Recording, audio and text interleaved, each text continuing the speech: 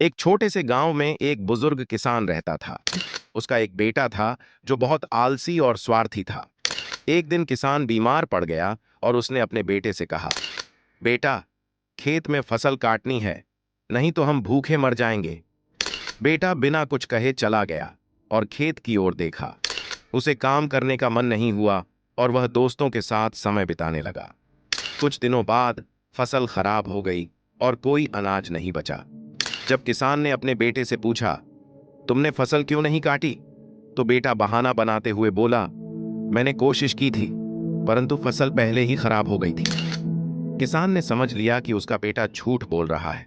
उसने धैर्यपूर्वक कहा, बेटा, याद रखो, जो जैसा करता है वैसा ही फल मिलता है। कुछ समय बाद बेटा बीमार पड़ गया और कोई उसकी मदद के लिए नहीं आया। तब उसे अपने कर्मों का एहसास हुआ और उसने अपनी गलती मानी। उस दिन से उसने ईमानदारी से काम करना शुरू कर दिया और अपने पिता की देखभाल भी की। कुछ समय बाद उसकी मेहनत रंग लाई और उनके खेतों में फिर से अच्छी फसल उगने लगी। बेटा समझ गया कि कर्मों का फल जरूर मिलता है, चाहे देर हो या सबेर। इस कहानी से हमें यह सीख मिलती है कि हमें हमेशा अच्छे कर्म करने चाहिए, क्योंकि जो जैसा करता है वैसा ही उसे फल मिलता है।